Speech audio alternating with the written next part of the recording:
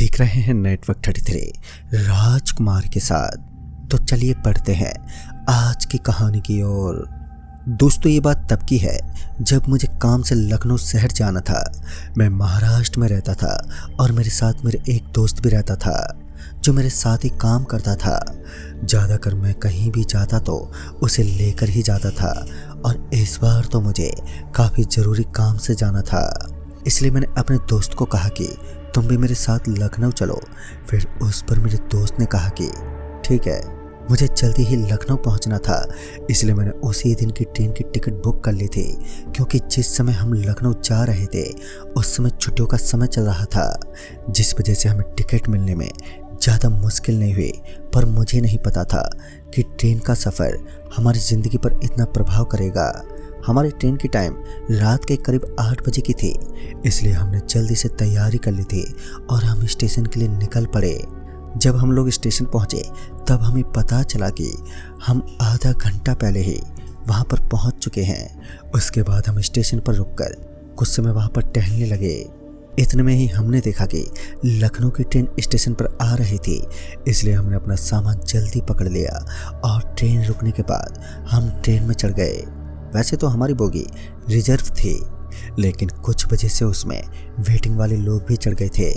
हम अपनी सीट पर तो बैठ गए थे, लेकिन वह बोगी वेटिंग वालों से पूरी तरह भर चुकी थी। मुझे अंदर से गुस्सा भी बहुत आ रहा था, क्योंकि उस ट्रेन में अब रत्ती भर भी जगह नहीं बची थी और मानो सीट से टॉयलेट तक जाना भी बहुत ही मुश्किल हो चुका था। लेकिन हम चाहकर भी कुछ कर नहीं सकते थे, इसलिए हमने खुद को ट्रेन में एडजस्ट किया था। फिर कुछ ही समय में ट्रेन चल चुकी थी। ट्रेन को चलते चलते अब काफ़ी रात हो गई थी और हमें नींद भी काफ़ी आ रही थी, इसलिए हम दोनों अपनी अपनी सीट पर सो गए थे। ट्रेन को चलते चलते अब 5 से 6 घंटे हो चुके थे और आधी रात भी हो गई थी कि तभी एक स्टेशन आने वाला था। लेकिन वो स्टेशन आने से पहले ही ट्रेन 2 किलोमीटर पीछे ही रुक गई कि तभी मेरा दोस्त उठा और मुझसे बोला कि मुझे ज़ोरों की टॉयलेट आई है, इसलिए मैं नीचे जाकर टॉयलेट करके आता हूँ। इसलिए मैंने उससे कहा कि तुम नीचे क्यों जा रहे हो, ट्रेन के टॉयलेट में चले जाओ। लेकिन उसने कहा कि वहाँ पर काफ़ी लोग बैठे हुए हैं और वहाँ का टॉयलेट साफ भी नहीं है, इसलिए मैं नीचे जाकर करके आता हूँ। तभी मैंने कहा कि ठीक है, पर ट्रेन चालू होने से पहले आ जाना। फिर मेरा दोस्त ट्रेन से नीचे चला गया और थोड़ी आगे एक झाड़ी थी, वहाँ पर वो टॉयलेट करने चला गया। फिर कुछ समय के बाद जब ट्रेन ने हॉर्न मारा कि तभी मेरा दोस्त ट्रेन में आ गया। लेकिन वह गया तो सामने के दरवाजे से था, लेकिन अब वह आया पीछे के दरवाजे से और उसके हाव भाव भी काफ़ी बदले से लग रहे थे। मुझे उसे देखकर काफ़ी अजीब लग रहा था, क्योंकि वह काफ़ी अलग तरीके से चल रहा था। इसलिए मैंने उससे पूछा कि तुम ठीक तो हो ना? तो उस पर उसने कड़क आवाज़ में कहा, हाँ मैं ठीक हूँ। उसके बोलने का ढंग भी काफ़ी बदला सा लग रहा था। फिर वह अपनी जगह पर आकर बैठ गया। उसके बाद ट्रेन तेज गति से वहाँ से चलने लगी और उस समय काफ़ी रात हो गई थी, लेकिन मैं तभी उठ चुका था। इसलिए मैंने सोचा कि चलो अपने दोस्त से थोड़ा बातें कर लेता हूँ। इसलिए मैं उससे कुछ बातें करने लगा, लेकिन मैं जब भी उससे कुछ पूछता तो उसके जवाब में वह हकलाते हुए बोलता था। इसलिए मैंने उससे पूछा कि तुम हकलाते हुए क्यों बोल रहे हो? तो उसने मुझे हकलाते हुए कहा कि नहीं, जब मैं नीचे उतरा था तब काफ़ी ठंड थी, इसलिए मेरी आवाज़ तुम्हें ऐसी सुनाई दे रही है। मैंने उस समय उस पर इतना ज़्यादा ध्यान नहीं दिया, पर मैंने सोचा कि वह सच ही कह रहा होगा। और उसके बाद मैंने उससे कहा कि चलो इतने लंबे सफ़र की एक यादगार तस्वीर निकालते हैं, जिस पर वह फ़ोटो खिंचवाने के लिए राजी नहीं हो रहा था। उसका ऐसा बर्ताव देखकर मुझे उस पर काफ़ी शक हो रहा था कि तभी उसने मुझे ज़ोर से चिल्लाते हुए कहा कि मुझे फ़ोटो नहीं निकलवाना है, मैं जा रहा हूँ सोने। यह सुनने के बाद मुझे उस पर काफ़ी शक हो रहा था। मुझे ऐसा लग रहा था कि यह मेरा दोस्त नहीं बल्कि कोई और ही था। फिर वह अपनी सीट पर जाकर चद्दर ओढ़कर सो गया। मैं अपनी सीट पर बैठकर अपने दोस्त के इस बर्ताव के बारे में सोच रहा था कि तभी मेरे फ़ोन पर एक कॉल आई। तभी मैंने सोचा इतनी रात को कौन कॉल कर रहा होगा। फिर मैंने कॉल उठाया और कॉल के उठाते ही सामने वाले ने हेलो कहा। मुझे सामने वाले की आवाज़ अपने दोस्त जैसी लग रही थी, इसलिए मैंने उससे पूछा कि तुम कौन हो और तुम्हारी आवाज़ मेरे दोस्त जैसी क्यों लग रही है? तो उसने कहा कि मैं तुम्हारा ही दोस्त हूँ। उसकी आवाज़ तो मुझे जानी पहचानी लग रही थी, लेकिन मेरा दोस्त मेरे सामने लेटा हुआ था। इसलिए मैंने उससे कहा कि भाई क्यों मजाक कर रहे हो, मेरा दोस्त तो मेरे सामने लेटा हुआ है। तो उसने कहा कि अब जो स्टेशन आएगा मैं उस पर तुम्हारा इंतज़ार कर रहा हूँ, तुम जल्दी ही वहाँ पर आ जाओ। मुझे उसकी बातें सुनकर काफ़ी अजीब सा लग रहा था, क्योंकि अगर वह मेरा दोस्त था तो मेरे सामने जो लेटा हुआ था वो कौन था? यही जानने के लिए मैंने अपने दोस्त के ऊपर से धीरे से चद्दर उठाई। तब जो मैंने देखा वह देखने के बाद तो मेरी आंखें फटी की फटी रह गई थी, क्योंकि मैंने देखा कि उसके पैर उल्टे थे और उसके हाथ पर गहरे निशान थे। मैं समझ चुका था यह कोई मेरा दोस्त नहीं है बल्कि एक प्रेत है। अब मैं अंदर से काफ़ी डर गया, क्योंकि मैं इतने समय प्रेत से बात कर रहा था। लेकिन मैंने सोचा कि मुझे शांत बैठना चाहिए, क्योंकि ट्रेन में काफ़ी लोग बैठे हुए थे।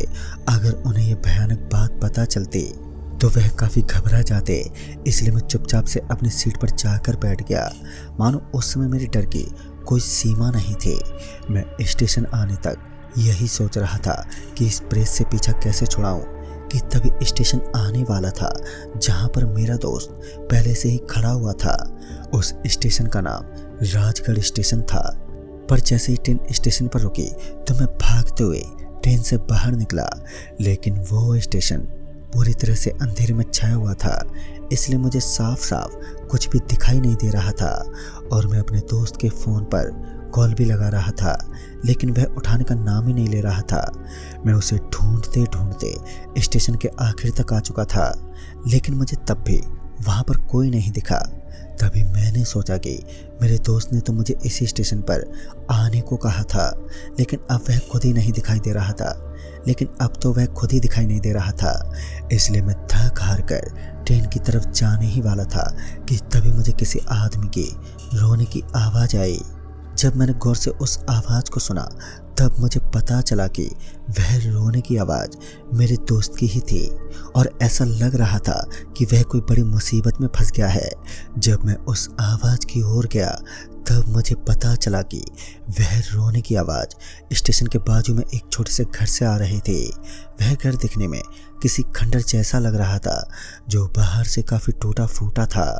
मेरा मन उस घर में जाने का बिल्कुल भी नहीं कर रहा था, लेकिन मेरे दोस्त की आवाज़ सुनकर मैंने कैसे भी हिम्मत जुटाई और घर में चला गया। जब मैंने उस भयानक से घर के दरवाजे को धीरे से खोला तब मैंने देखा कि मेरा दोस्त मुझसे कुछ ही दूरी पर बैठकर रो रहा था। उसे रोता देख मैं भी काफ़ी डर गया था।